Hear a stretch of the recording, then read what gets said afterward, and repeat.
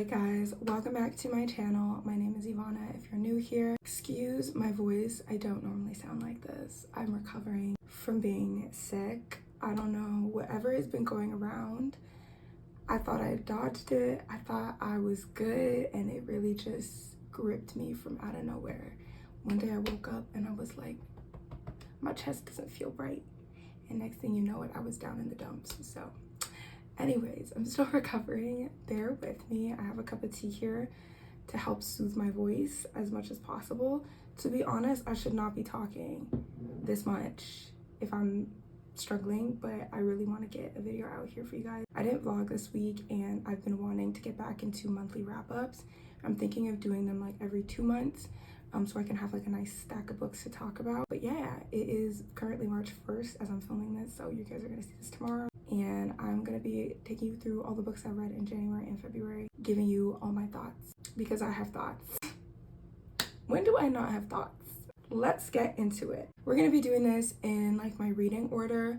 Well, generally my reading order, I might talk about like I read a series or like books from a series, so I might talk about those together, but for the most part, I'm gonna try and do this in some kind of order. The first book that I read in January was Top 10. It was my first book of the year, and it was like a cute little start, you know.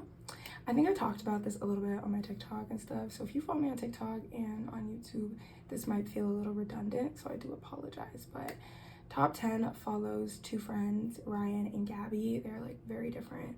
Ryan is this popular hockey guy. Gabby is this like super overly anxious girly. She loves to be indoors, and a lot of that has to do with her just like general social and like overall anxiety that she suffers with. Like, it is very crippling for her. But they actually meet at a house party that her sister is throwing at their home. They run into each other, and from there a friendship kind of unfolds and blossoms. But at the point that we're starting the novel, they've already been friends throughout the duration of high school, and they're looking back at their friendship and how they kind of got there, and also grappling with potential romantic feelings for each other and thinking about the possibilities of continuing a relationship, but like one that is romantic. And yeah, it was just such a beautiful like kind of exploration of friendship and love, both like platonic and like romantic. I thought that it was like a very realistic kind of romance, and I do really appreciate that. I love the fluffy, oh my gosh, I'm kicking my feet all the time moments, but like I really do like a book that is kind of exploring the complexities of love in a way that feels like very raw and like legitimate. And I think this book did that pretty well. I don't know, I remember reading it, enjoying it. It wasn't necessarily something that I was like, I can't put this down. Like, I could put it down, but then also I was like, I'm excited to like pick it up whenever I decide to again. Something in between. Anyways, I gave this book a 3.5 stars. I thought it was like a pretty decent start to the year, and I love Katie Katekno's writing. So yeah, if you're looking for like a light, well, not a light, I mean, it's in between. If you're looking for a romance, I would recommend. This is where I'm like, should I jump into the series or should I talk about some of the other books? The next book I read was actually Fourth Wing. I have the whole, well, I have all the books that have been published so far. Rebecca, you better come out with book 4 very soon, because the way Rebecca ended Onyx Storm is just not good. I'm okay. Let me drink some tea. Okay, I'm okay. The next book that I read was Fourth Wing by Rebecca Yarros. Over the break, I met up with one of my longtime friends, and she was reading Fourth Wing. She was like, Ivana, you need to read it. And I was like, oh, I have like all these other books that I want to get to first. Like, I don't really know. She was like, Ivana, trust me. So on my flight home, like on my flight back to school, I was like, let me just start. Guys, I did not just start this book, I finished it. I could not put this down. Like, this is one of the most exhilarating reads that I have had in a very long time, and it immediately reminded me why I love reading, and also why I need to get back into reading more fantasy. I love fantasy, and this book just did it for me. I know people have like mixed reviews. It's either you love it or you hate it. Me, I absolutely, without a doubt, loved Fourth Wing by Rebecca Yarros. absolutely loved. If you are unfamiliar with the story, because even though I know a lot of people have talked about this, I didn't really know what it was about. I will say that I liked going into it kind of blind. What I feel like it's important to know is that this book takes place at a writing college or like a writing school, prestigious kind of thing. And it's people who are training or attempting to become dragon writers. And I mean, the trials that they have to face are deadly. There is either you make it or you don't, you're chosen or you're not. And that kind of, you know, high stakes environment just is so conducive for a fast pace and really good and engaging story. I also loved the other components of this. I loved getting like little bits and pieces into like the scribe quadrant, and also like the, what are they called? The people that are like on the ground. I don't know if we meet them in Fourth Wing or in Iron Flame. I actually don't remember. But there are just so many aspects of this book that I love. I know people talk about this like it's a romantasy.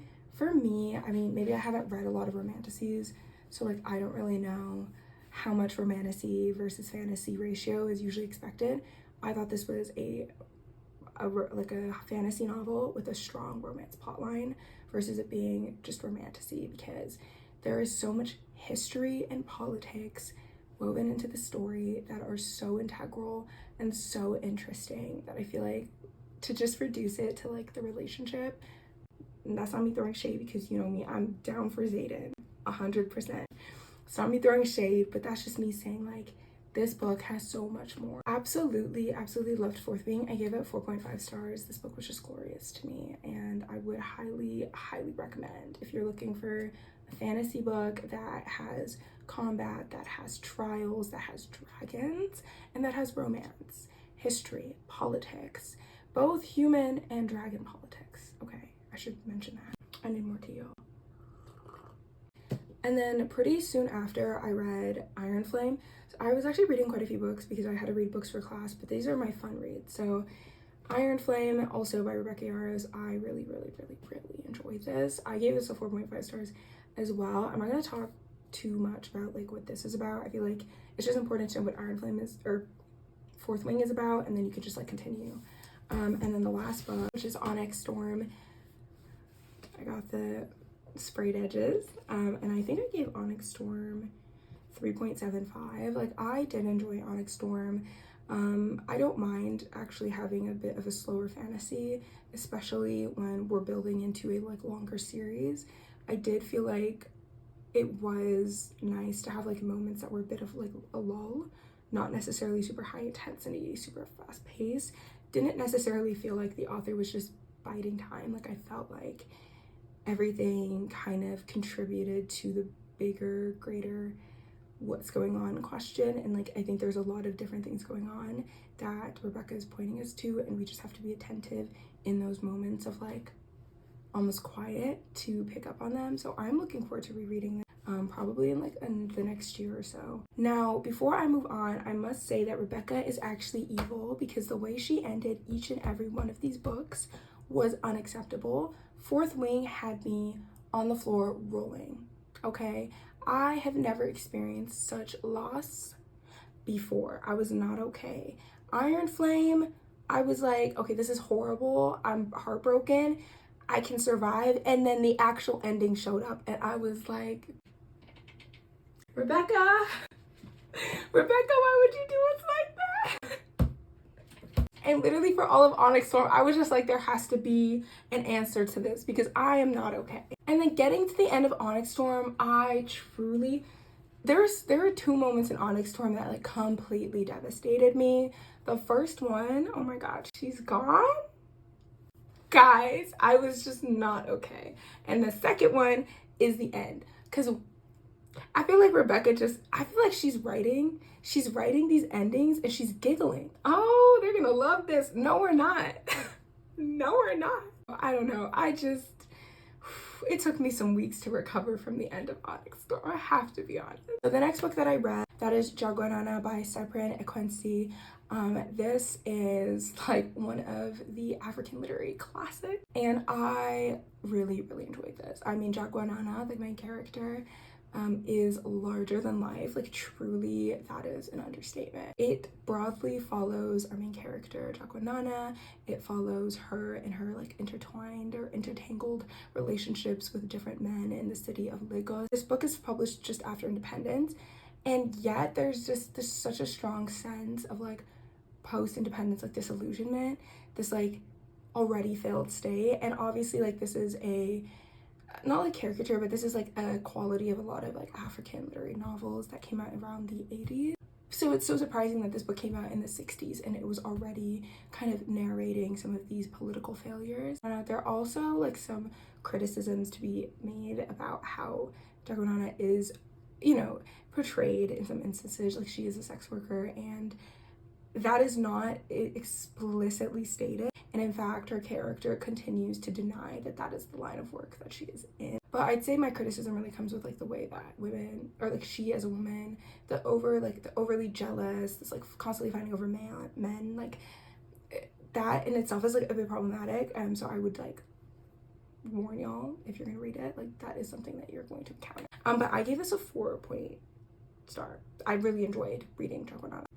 The next book that I read was Our Sister Killjoy by Emma Ataidu. I am gonna just straight up say that I have like very neutral feelings about this. I think this story follows our main character, Sissy, or sister, as she goes to Germany for like a study scholarship.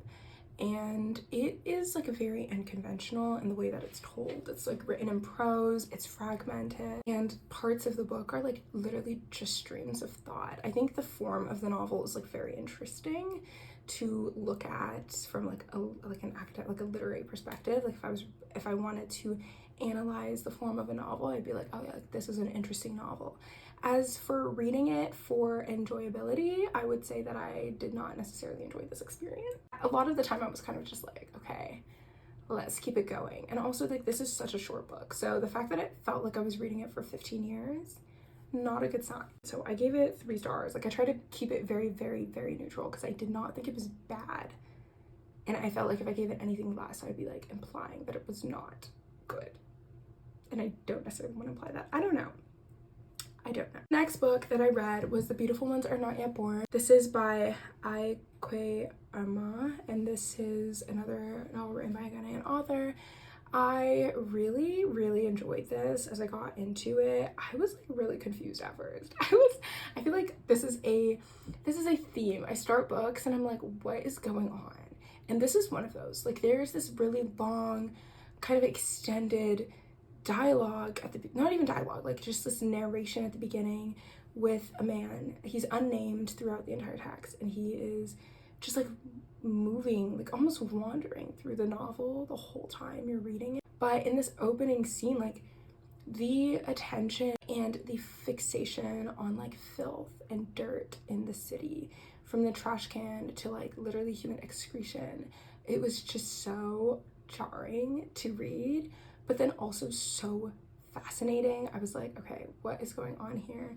And a word that, you know, was brought up in the class is like scatology. Like this is like a scatological novel, which I was like, bro, I don't know these big words. Tell me more. This, I think, is a critique of the Nkrumah government, and this novel in particular seems to kind of be leading on a lot of like post-independence disillusionment and just this like feeling of the state is already doomed. Like I was reading this and could not help but think of Fanon's The Wretched of the Earth, and I always go back to Fanon.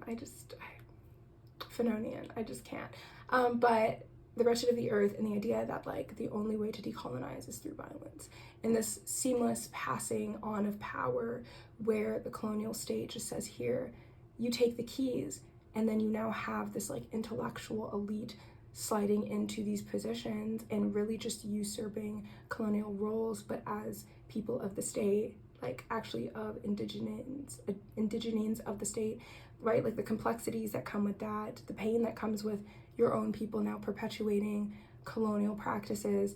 I just like this, the way the novel explores that, it is so fascinating. It's philosophical, it's engaging. I would highly recommend this. I gave this a 3.75. which might seem low. Honestly, it was like bordering on a 4-star for me, but I think I gave it a 3.75 instead of a 4-star because there's just like some parts of the novel that just like really dragged for me. But other than that, like, I really enjoyed this. The next book that I read, this is the library copy, which is why it's in this like bind. But this is upside down, my bad.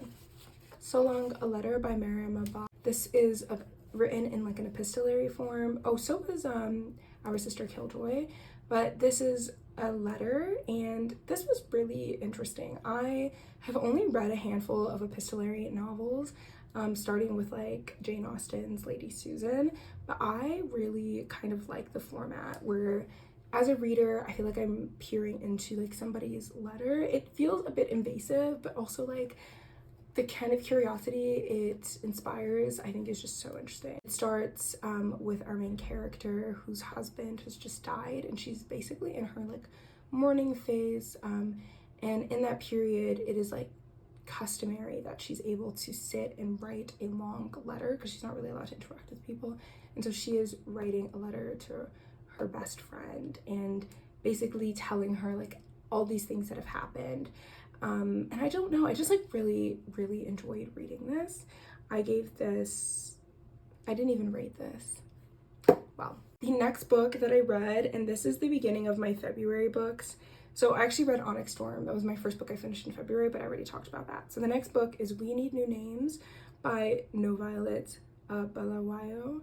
And this was, again, another really adored book from me. The main character, Darling, lives in a place called Paradise, and it is where her family and several other families have been moved to because their homes were demolished. This book is set in Zimbabwe, by the way. Eventually, through a series of events, she ends up being sent to live with her aunt in America, and the kind of questions of belonging that arise in this novel are so fascinating. And I think belonging in terms of like, if I am from a place and I move and I do not return, what does that, like, where does home become? And also this like sense of I'm not from the place that I have moved to, and in her case, like, not being American but being from Zimbabwe, but then also the people in Zimbabwe being like, well, you're no longer from here because you left and you never returned. I think identity is such a tricky thing. Yeah, I don't know, I really enjoyed this novel. I gave it 4 stars. Like, this was such a delightful reading experience for me. Next book that I read,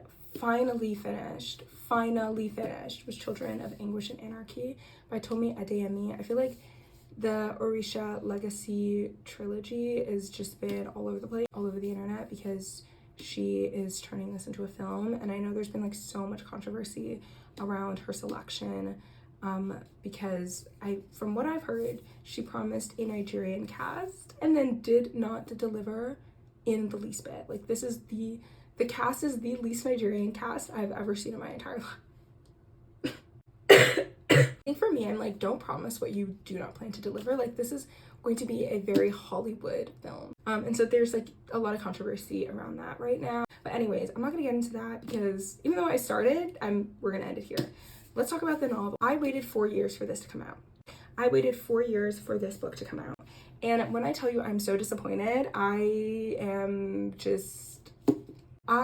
love Children of Blood and Bone. I hyped that book up so much. I told so many people to read it. I was like, guys, if you love Avatar: The Last Airbender and you want a West African kind of version of that, not necessarily that it was copied, but just like there's so many parallels, similarities in such beautiful ways, I was like, you should read Children of Blood and Bone. I think the second book was like a little bit rocky, from what I remember, but like it was still good. And I was like, okay, we have the third book to make up for it. We have the third book to round up the series. This book did not round up anything. This book did not round up a single thing. Honestly, like, where do I even begin? I think the first critique is that we start on a ship.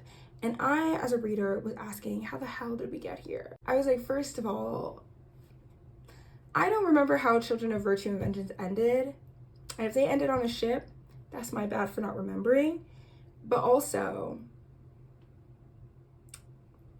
don't authors normally do a thing where they like kind of give you a recap at the beginning of their book of what happened in the last book?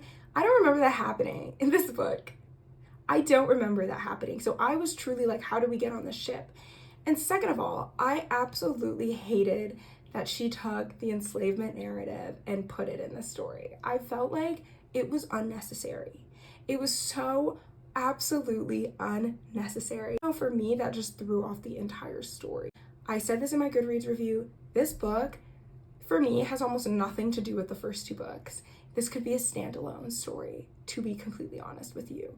And I feel like that's incredibly problematic. I mean, this is supposed to be the tail end of a trilogy, not a standalone. I felt like she killed off really relevant, interesting characters just so that we wouldn't have to deal with them in this story. And I'm just like, why would, like, I was disappointed. I was very disappointed. I'm actually upset.